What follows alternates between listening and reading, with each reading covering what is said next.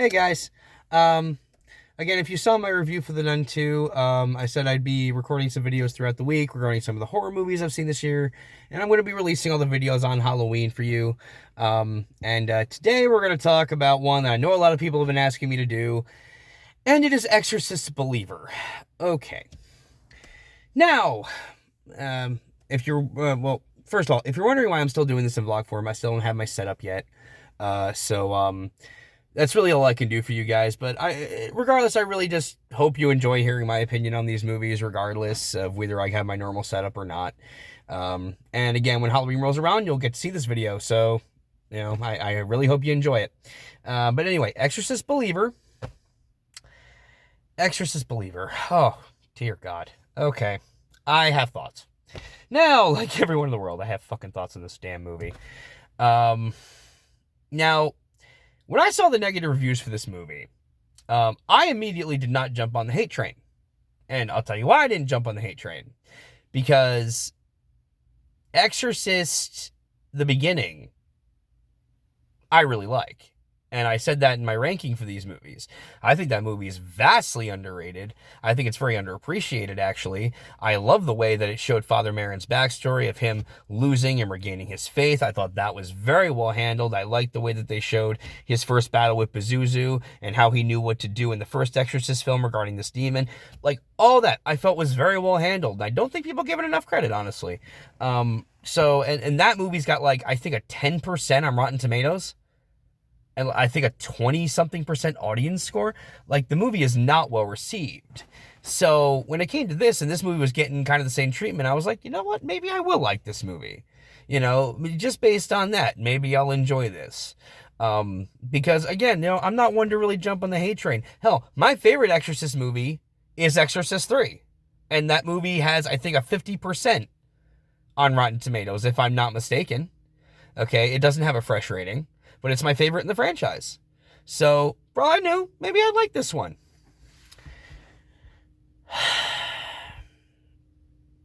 Yeah. Okay. So, let me just start off by saying that I'm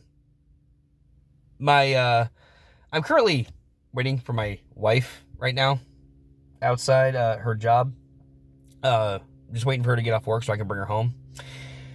And I'm going to say this. She's very mad at me right now. And the reason she's very mad at me was because I made her watch this movie with me. She was not happy that I made her sit through this movie with me. She was not happy at all. She literally went, that movie sucked. You really made me sit through that shit. And she just walked out the room. So this movie caused a fight between me and my wife. Okay. Like, that's how much she hated this shit. So we get to, so let me explain to you my thoughts into this movie. The first 45 minutes of this film, I actually enjoyed. The first 45 minutes, I was like, you know what? This movie really isn't that bad. It's not bad at all, actually. I don't know why people are shitting on it. Like the first 45 minutes, I was like, you know what? I'm kind of on board. This is not bad. They had a decent setup. The whole shit with the two girls is interesting. They're gradually progressing into the fucking demon, possession. Just like Reagan did in the first film. Like, it's getting progressively worse, just like it was in that film. So, I mean, I wasn't really getting the hate. Then Chris McNeil showed up. And from that movie, from that moment on, this movie gradually just took a fucking nosedive off a goddamn cliff. Holy shit. Like, from that moment on, this movie was just bad. All right. And, with the exception of one thing at the end that I'll get to. Okay. But, like, Jesus Christ, I have never seen a lazier fucking attempt to incorporate a legacy character in my life. Okay, like, I want to write Netflix a fucking apology letter for the way they incorporated Sally in their Texas Chainsaw movie. Like, that ain't got shit on this. Like, god damn. what they did with Chris McNeil here was not only useless, it was pointless, could have been cut from the goddamn movie entirely, and nothing would change, and it was utterly disrespectful to the character, in my opinion. Utterly fucking disrespectful. Not only, and what pissed me off even more was, it makes the TV show and the events of that not canon. It does. It makes the show not canon. Now, the canonicity of the show was always in question to begin with. Okay, but I always considered it canon. I always thought it was a great follow-up to Reagan's story in that first season. So I always liked thinking of it as canon. But no, this does away with that. And the thing that bothers me is they literally used the same story from the fucking show as to why Chris and Reagan don't talk anymore. Mommy wrote a book about the possession, Reagan didn't like it, moved away, changed her name and her identity, and Chris doesn't know where she is. It's literally the same shit from the fucking show. Literally the same shit. So, you made the show non-canon just so you could fucking copy it? What the fuck, dude? How lazy are you as a fucking writer? Like, goddamn. You know, David Gordon Green, I give you some props for a lot of the shit you've done, but for this, dude, I can't defend your ass. I can't. I cannot defend you for this. Like, Jesus Christ, forget my grievances with Halloween Kills. That ain't got shit on this. Like, goddamn, dude. But yeah, everything they did with Chris McNeil, you could have cut from this fucking movie. And the only reason the shit with Chris McNeil is here is to justify it being an Exorcist movie. Because if you take that out, there is nothing here remotely. There's nothing here about The Exorcist. Nothing. Like, there is. This movie would have no business being called an Exorcist film. At all. Okay, like fucking. You know. Every other film in this franchise, even the bad ones, at least had that. I mean, fucking Exorcist 2 The Heretic. It's bad. Okay, it's a bad fucking movie. I'm not defending it. Okay? But, I mean, it played off the shit from the first film. You still had Reagan in there. You had flashbacks to the first movie. They even recreated some moments for the first movie to tie it in and make it, you know, a sequel. Make it feel like a sequel. Okay? Still, it was bad, but they at least tried doing that. The third film, you had Father Karras back, okay, being possessed by the fucking Gemini killer. All right, right there. That's also ties back to The Exorcist. The beginning, you had Father fucking Merrin. Okay? Without Father Merrin's the central character of that damn movie. Without that, it doesn't work. Okay? In The Exorcist TV show, you had fucking, you know, at first it looks like it doesn't have much to do with it, and then you find out, no, Gina Davis's character, spoiler alert, is actually Reagan. She just had her fucking name changed. So, yeah, without that, the fucking story falls apart. Like, all these sequels, good or bad, had reason to be tied to The Exorcist. This had none. Because you could cut Chris McNeil and nothing changes. There is nothing in this movie that makes her indispensable to the plot. She is downright disposable in here. Okay, and like, well, I think what bothers me the most is that Ellen Burstyn apparently turned down this role like so many times, and the only reason she finally agreed was because apparently the studio agreed to fund this, I can't know if it was a fundraiser or a charity she was doing for like future filmmakers or upcoming actors or something, but they agreed to fund that, so she agreed to do the movie. But she turned down them like so many times before she finally agreed, because the script for this was garbage. All right. Now, I will say this. The main actor, Leslie Odom Jr., I think is his name, he was really good. He did a very good job. Like, the father character, he was good. In fact, I will say a lot of the people playing the townspeople, they do okay. Some of them are more cheesy than others. All right. But, the acting's pretty good. The two best performances, though, I will say, are the two little girls. These two were fucking rock stars. They did a wonderful fucking job throughout the entire movie. Okay, I take nothing away from those two girls because they fucking rocked it. But yeah, once Chris McNeil shows up, it just takes a fucking nosedive. And like, honestly, she's barely there. She's in maybe 7 to 8 minutes of the entire fucking film. I'm not kidding. All right.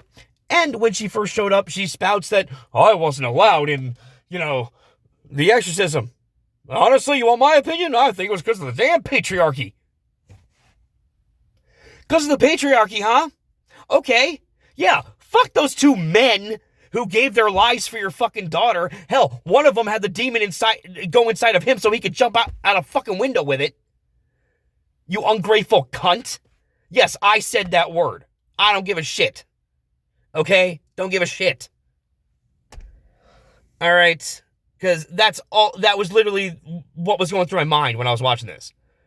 Okay, like, that was the first thing that came to my mind. Like, you ungrateful motherfucker. Fuck you. Fuck you, Chris McNeil, for that. I just want to forget that even happened. That line even happened. Then she gets her eyes gouged out, like, not 5 minutes later. Like, what? Why? Why'd you have her here? Then you find out why they had her here. So she could spout, like, I swear to God, this speech goes on for like 5 fucking minutes about community and togetherness and religions working together to perform an exorcism. And like, really? Really? You came here for that? Because, had they just done that shit in the movie, we couldn't figure that out for ourselves. We're too fucking stupid to figure that shit out for ourselves. We need our fucking hands held the entire goddamn time. We need to be spoon-fed that shit. So fucking ridiculous. And so many moments towards the end of this, it feels like a Hallmark Channel original movie. It really does. It feels like it was made for the fucking Lifetime channel. And it's ridiculous. It really is. It just gets so cheesy, so ridiculous, so pretentious and up its own ass that I couldn't take the exorcism shit seriously. And then you finally get, an actual exorcist in the movie. He shows up last minute to help. Oh, really? Yeah. 30 seconds later, his neck gets snapped. Like, why did you even bother? Why did you even bother having him? He shows up 30 seconds later. Just so they can do the exorcist head turn. Fucking ridiculous. Now, the only thing I will say in the second half of this movie that I liked, and, spoiler if people haven't seen the movie, not that I want you to see it anyway, but I gotta give them a little respect that only one of the girls survived. One of the girls died. And they kept the girl dead. There was none of this, oh, follow your heart, honey, follow me into the light bullshit. No. This little girl is not only fucking dead, we see the demon dragging her back to hell. Like, okay. I was hating this whole climax, but I gotta give you some goddamn respect for that shit. That took balls. That took some fucking balls. Holy shit. In terms of the way the movie's shot, it's shot well. It is. It's shot well. The first 45 minutes of the movie is decent. The main actors are pretty good. A lot of the side actors are really corny and feel like they belong on the goddamn Lifetime channel, but the main actors, especially the little girls, are really good in the movie. Ellen Burstyn was useless in this film, and I'm sorry, Ellen Burstyn. Okay, you had... I don't know why you agreed. Even your fundraiser wasn't worth this. I'm sorry. All right, you should have just been adamant and told them to fuck off. But yeah, I really hated this movie. Honestly, I grew to really hate this movie by the end of it. And it bothered me because, again, I was really liking it until that moment that Chris McNeil showed up, and then it just plummeted. It plummeted to shit. So for the few things that are decent in the movie, I mean, I would give it a D plus, somewhere in that range. But no way in hell would I give this fucking movie a passing score. Okay, and no, I do not recommend you see this. Like, if anything, wait for fucking Netflix when it's free to stream or some shit, or on Tubi when it's free to stream. I don't even think this is worth your, watching on something you pay a subscription for, you know. But that's just me. Anyway, guys, those are my thoughts on Exorcist Believer.